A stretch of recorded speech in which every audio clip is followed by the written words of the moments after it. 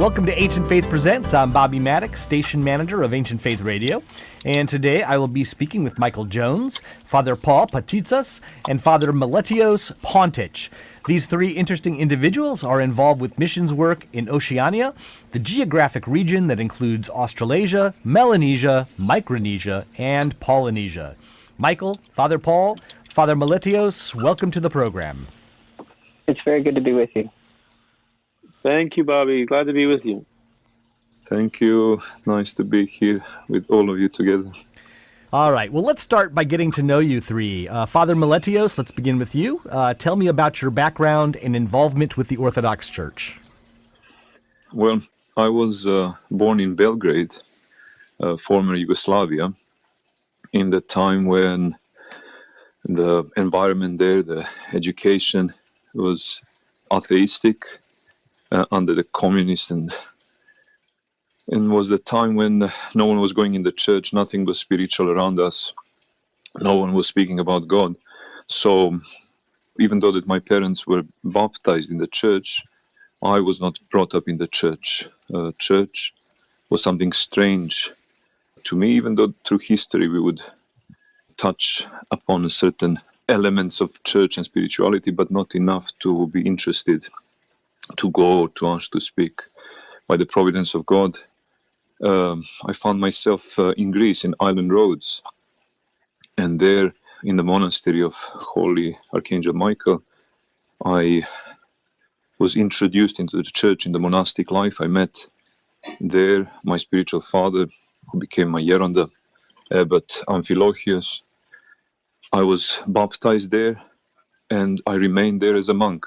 I lived almost 10 years there under the guidance of Yeronda Amphilochius, who was appointed eventually as the Archbishop, Metropolitan of New Zealand and Oceania. And he invited me to come here to help him with establishing of the monastery here in New Zealand and in the work of the Pacific mission. And here now for more than 10 years, as the abbot of the monastery of the Holy Archangels and in charge of the mission, I'm here with help of God, trying to work now without Yeronda, who returned back to Europe, to continue his path of the Apostolic Ministry that he established. And essentially the whole work here in New Zealand and Pacifica is apostolic. Very good. And you, Father Paul, tell me about your background. Well, I grew up in America. I grew up in Akron, Ohio, actually, and had a beautiful upbringing in the church with my family. I have four brothers and a sister, and my parents were very pious. God bless them. My mother was passed to the Lord already, but it was a great place to grow up with Father George Bartz. He was our parish priest, and we had a love for the church from a very young age. And then at some point, when we were still very young, Mama Stavritsa, who had been a missionary in Kenya, she came to visit us there at the church, and I think that was really maybe the beginning of my interest in mission. And my brother, Father Philemon, he kind of more than I took an interest in mission, and I sort of followed in his footsteps at some level. And so when I finally graduated seminary and I married my beautiful wife Katarina, and we started to serve the church, I had missions always in my mind, but I never knew if an opportunity would arise. Finally, in 2009, I had the chance to meet again Metropolitan Amphilochius. He was not my Yeronda at the time, and I met him in Fiji. I remember his very warm bula that welcomed us to the island, and I think from that moment on, I felt this was my place to come and help and serve. And I really did enjoy my time there. I'm no longer serving in Oceania. I'm now in the United States serving in Troy, Michigan. But those almost 10 years that I was there were and are still very treasured, and I'm happy and proud to have been a part of it. Michigan, well, you're just right down the street from us here in Chesterton, Indiana, Father. That's right. A lot closer than I was when I was in New Zealand. We should have had you come to our studio. That would have been fun. Next interview. All right. How about you, Michael? Tell me about yourself. So I grew up in upstate New York, and my family was part of the Christ the Savior Brotherhood group that became Orthodox in the mid-'80s. So I was baptized when I was about 10 and came in the church. And like Father Paul, I think, grew up with a real love for the church. Now, looking back on it, my oldest brother left the house at 19 and went to become an Orthodox monk, and he's still, in the monastery now at Vashon Island. And my brother Christopher is Orthodox in the church, and my mother's spending 6 months in a monastery right now. Actually, my father passed away a couple years ago, and so my mom has some ability to travel, and so church has always been a big part of our whole family, our life too. We came to Kodiak, Alaska, right after I was done with college. Basically, I went with my family. They decided to move up there and be part of an Orthodox community there, and then I moved away after a time, and then my brother came to Eagle River, Alaska, and got married about 9 years ago, and I came up for the wedding, and I met my wife who lived here. Her name was Megan, and so I just went back to where I was living in Oregon and gathered my stuff and moved up here. And so since then we've had 4 kids, and I've started a carpentry business, which is the work that I've done the most in the last few years. But for about 2.5 years, I've had my own little carpentry business.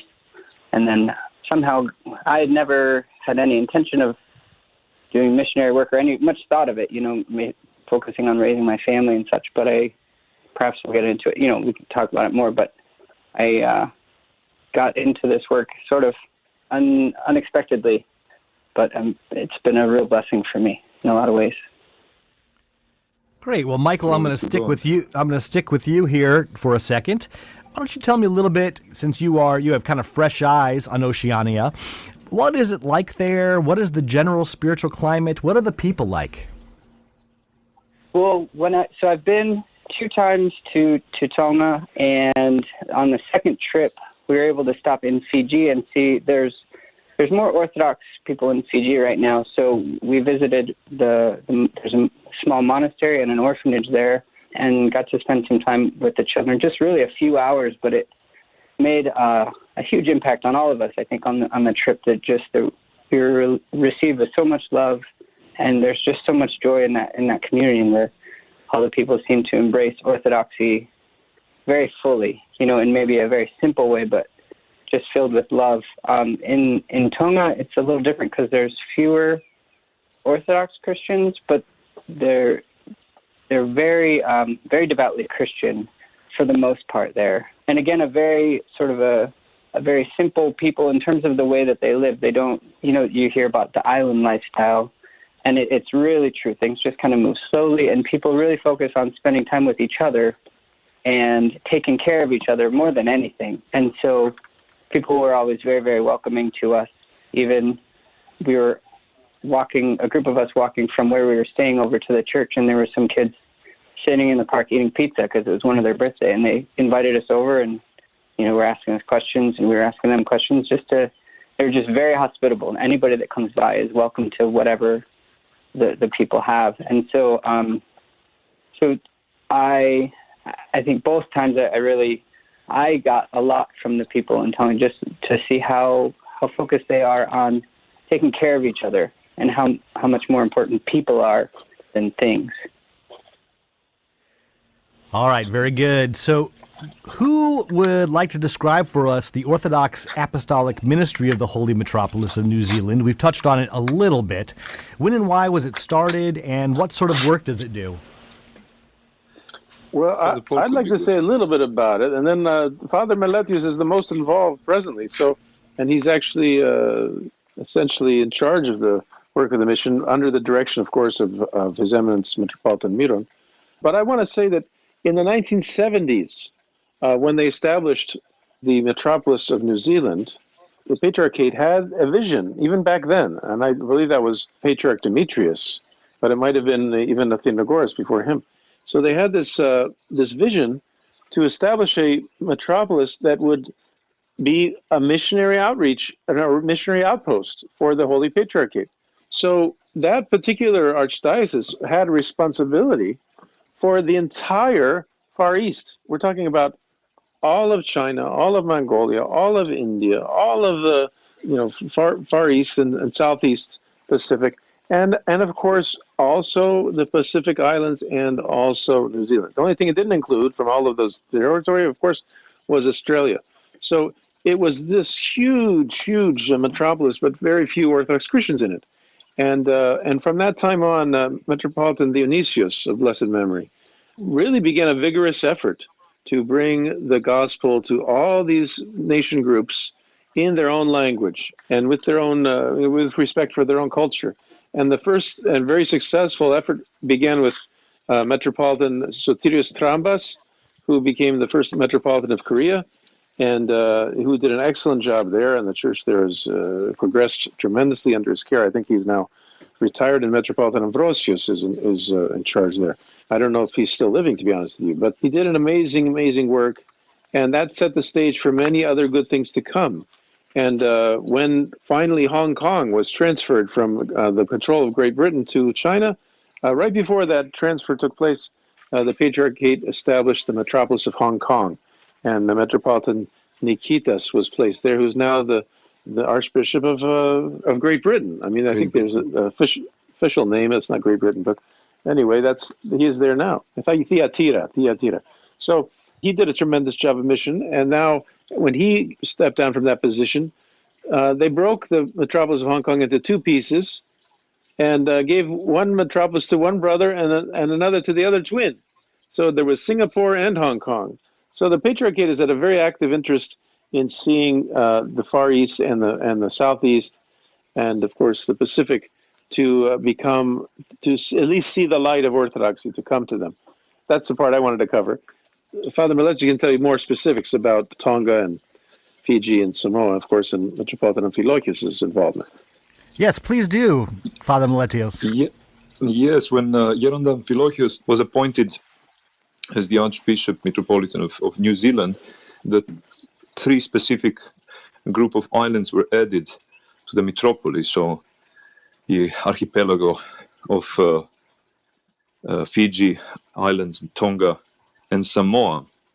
And him who was experienced in the apostolic work, being in Africa as a young priest monk for years, he was very zealous and very active from the very beginning.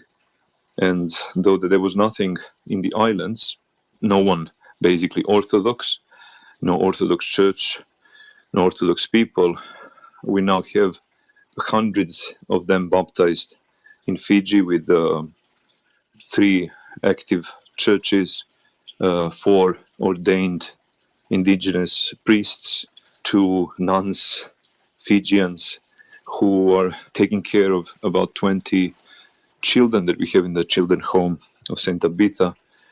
A few of them are coming through the social welfare, and they're orphans basically, and some of them are from the local families that we are helping, or broken families or very poor families, and we are taking care of them growing up, taking to school, in general, just taking care of them. And the metropolis of New Zealand was appointed as the apostolic metropolis. So even here, the work within the New Zealand is not focused on that much on the ethnic groups, but in general on spreading of the gospel and the spreading of the orthodoxy as well.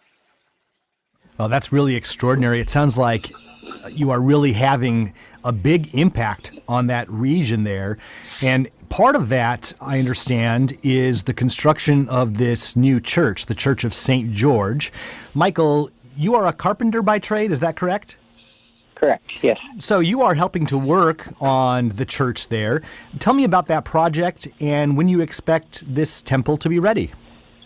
So right now, well, as of our last trip, I went with a small group in March, and Father Paul had encouraged me to take a few people, because there's a group of 3 men from Greece, stonemasons, but they really can do any kind of work. And it was sort of their second tour, as it were, in Tonga, working on the church. And they got it almost to the point where it was, it's built, the roof is on, but at that time there were no windows. So it's basically a shell. And so it's to the point at this very moment where it's a 2-story building. The upper story is the actual church where worship is to happen. And it's all finished. It's painted all white, and it's got tile floors. But other than that, it's completely empty. And then the downstairs, there's a meeting hall and a kitchen and a guest room and such. And that's just, it's all empty. It's just concrete. There's no finished work has been done down there at all. And so in terms of the timeline to get it finished, it's hard right now. When we were there last, I had sort of a feeling like I'd like to go back, because there's no project manager currently there. Nobody there to in person run the project kind of on the ground. And so I thought, my wife and I are working on pursuing, potentially doing that, going back and staying there for a time to get it finished. Unfortunately, we're not able to go back right now because in Tonga, because of the COVID-19 pandemic, they shut down, and they're only just letting their own people in after about 6 months. Their own citizens are coming in sort of one plane at a time and quarantining, and so visitors aren't allowed whatsoever at this point. So we can't go back at this time, and it's unclear when we might be able to. I imagine, however it works out, whether we get to go and stay there or whether, perhaps just groups of people go, I could see, being roughly around 6 months of work. But the other thing is, I mentioned the island lifestyle. Things sometimes just move at their own pace. You can't force it very much. So it's really hard to put a number. I think we would plan on going for at least a year if we were to go, and have a second year sort of in the back of our mind to see what happens. Yeah, I was just going to ask about the pandemic. How, what sort of effect is that having on the area that we're talking about in general?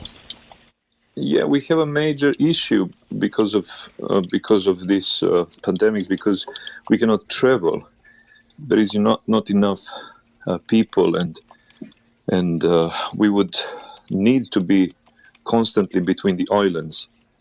So in the last 2 years, I was traveling basically every 2 weeks to one of the islands, from New Zealand to Fiji, from Fiji to Tonga, back to Fiji, back to New Zealand, again Fiji, Samoa, like in zigzag. Now that's all stopped for many months. So yes, we have people on the ground, as I mentioned, in Fiji, so it's a little bit easier, but they need support, they need guidance there near them. It's a little bit difficult. In Tonga is probably the most difficult, because at the moment we don't have a priest there.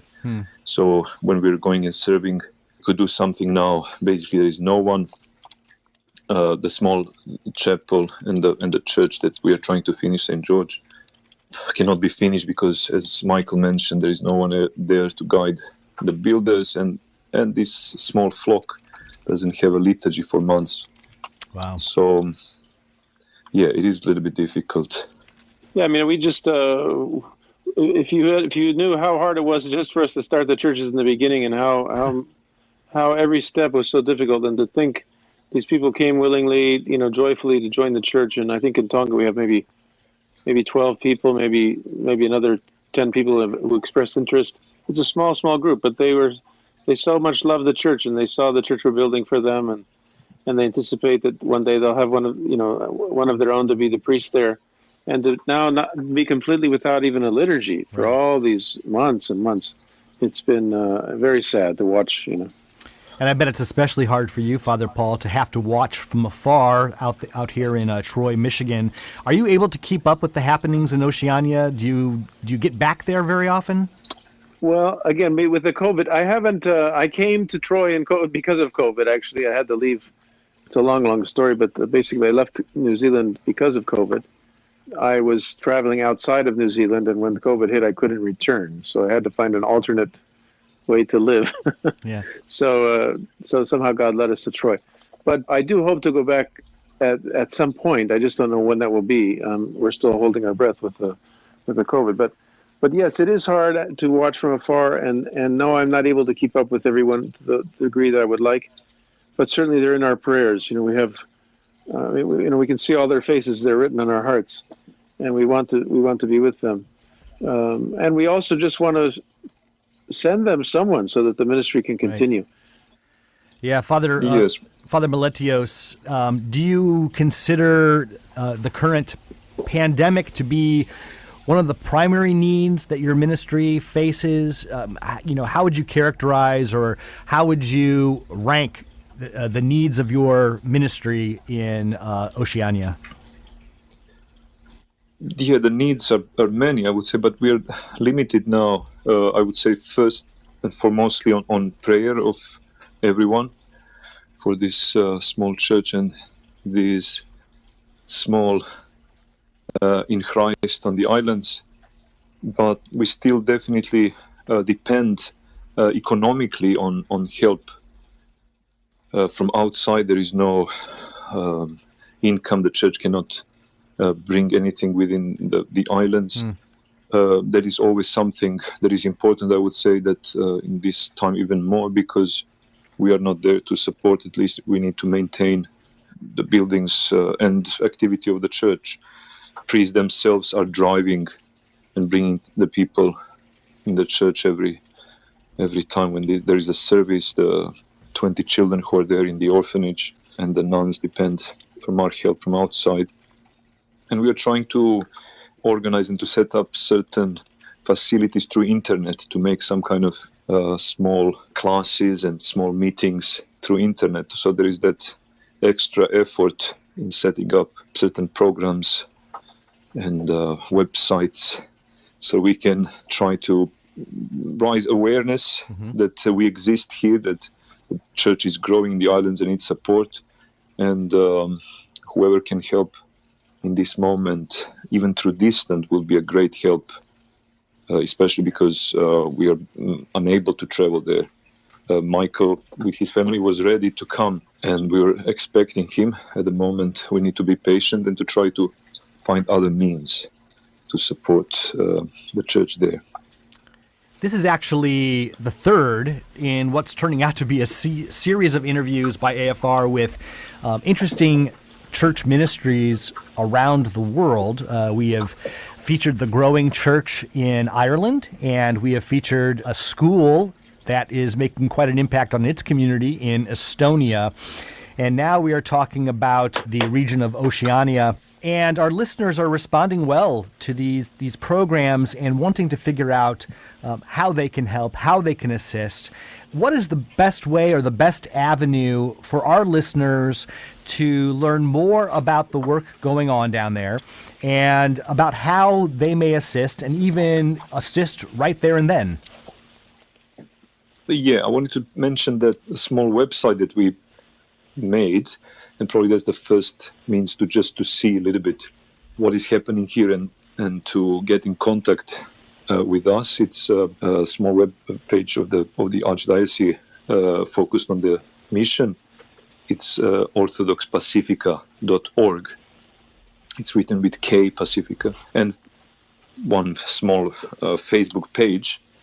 But also this talk on the radio and what we are doing here is a way to get people aware and to find contact and to help. I have a little website that I made. It's called orthodoxyfortonga.com. So all as if it's one word.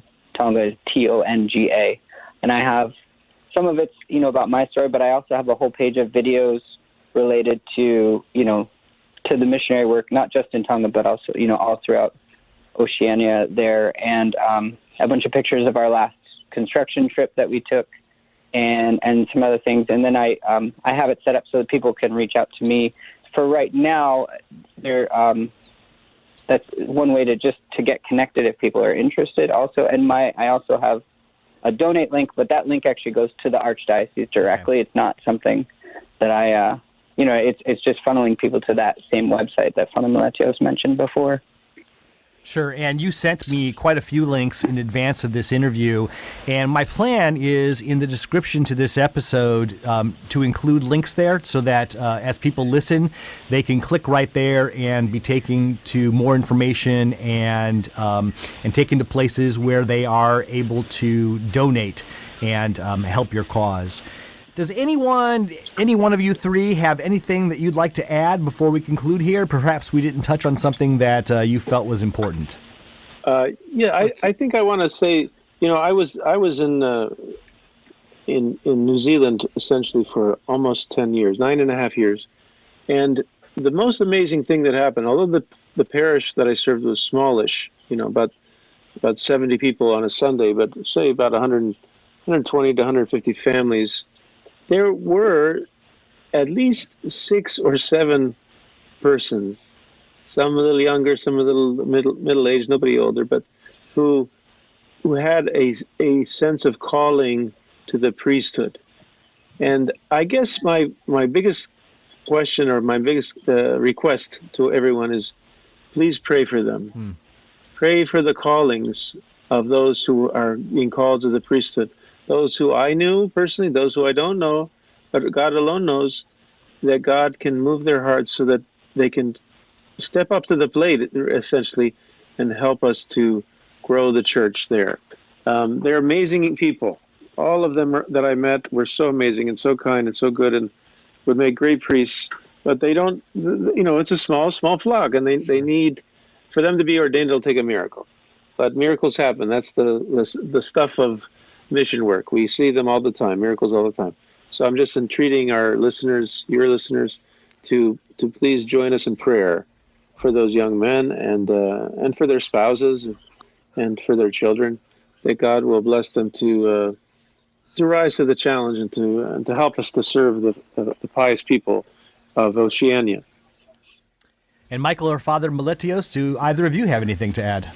I think Michael could say, because he also received a similar calling, and I think it's interesting because of the radio as well. He didn't mention that in the beginning, but how he became involved with a mission in Pacifica.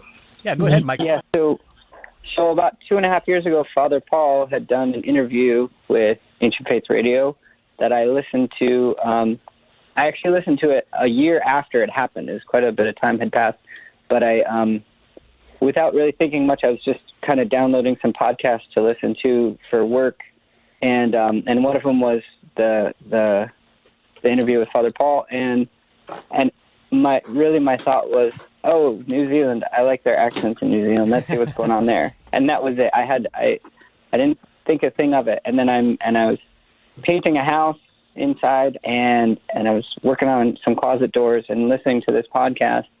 And at the end, Father Paul, after describing all these things, and it was interesting to me and fascinating, but